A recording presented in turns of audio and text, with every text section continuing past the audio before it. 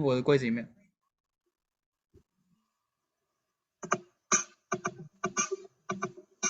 This is 60-second science. I'm Karen Hopkins. When you stop to think about it, it's not all that easy to speak.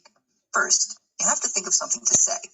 Then, your brain has to tell your mouth to say it. Interruptions anywhere along this articulation pathway can impair the utterance and create something like a stutter. Now, studying a neurocomputational model of this complex process, researchers have found that stuttering stems from a glitch in the neural circuit that initiates speech. They presented their findings at the meeting of the Acoustical Society of America.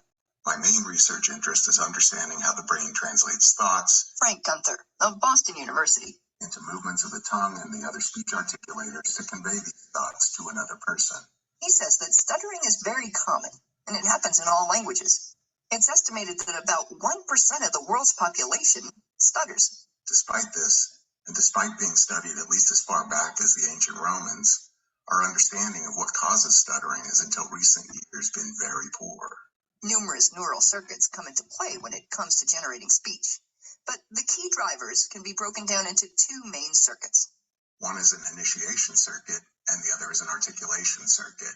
To understand the function of these circuits, it's useful to consider something like the Energizer Bunny, which has an on-off switch, as well as a set of motors and gears that make the bunny walk and play drums when the switch is turned on. The on-off switch initiates the movement, and the motors and gears make it happen. But which of these circuits can lead to a stutter? To find out, Gunther pieced together equations that represent how the neurons that form these circuits interact. These equations describe neural activity in different parts of the brain, including the basal ganglia, cerebellum, and the cerebral cortex. One set of equations represents the electrical activity of the neurons in all of these regions. Another, the strength of the connections they form with each other. That allows Gunther and his team to experimentally manipulate various aspects of the system.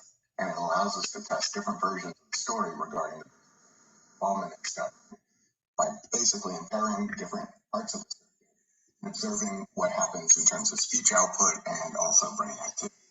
The basal ganglia, structures tucked beneath the brain's cerebral cortex, play a critical role in initiating a variety of motor activities. They basically monitor our thoughts, sensations, and actions, and they determine which actions we should perform next. That includes the muscles involved in speech. That's an example of the speech that comes from Gunther's computational model when everything's working as it should. But then, Gunther fiddles with the equations in the initiation circuit, reducing the connections here or boosting the stimulation there, which produces what sounds like a typical stutter. And that says to Gunther, Stuttering's a problem with the on-off switch. Motors and gears work fine, but the switch doesn't always turn on when it should, or it doesn't stay on as long as it should. This results in delays in initiating a word, or repetitions of the first part of the word. And these are the behaviors that we refer to as stuttering. Having a computer model allows Gunther to test out different hypotheses for why the initiation circuit fails, whether, for example, it's an overabundance of activation or a degradation of neuronal signaling. Gunther says he'd like to combine his model with imaging studies that show the basal ganglia in action to see whether his predicted mechanisms play a role in people who stutter.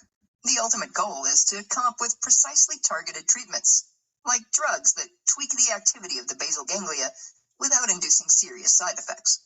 Or possibly even implanted electrodes that modulate activity in particular parts of the basal ganglia circuit.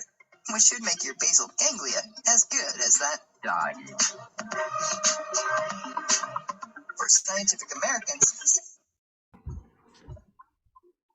OK， 那这篇他讲说就是讲话会顿呆，那个结巴，就是说讲话会有好几个，就是好几个步骤，好几个动作是连续的，比如说什么神经传导，然后叫你讲出来，就到嘴巴这个肌肉之类的，然后如果会造成结巴的话，可能是某一个环节出了一些问题，然后他这一篇没有讲到一些说什么环节可能出了一些问题会导致这样，然后有可能我想一下还有什么，反正就是有一些他讲到好几个那个步骤，对，哪一个环节出问题就可能会导致结巴这样。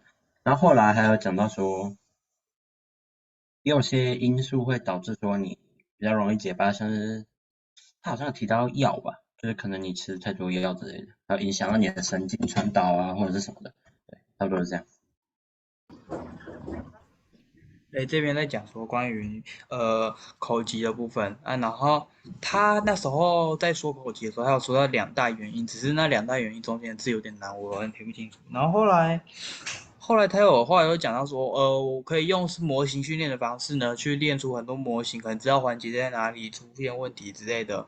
然后呢，他们也有说可以这些模型是可以透过说你卡的时间多长，或者是一些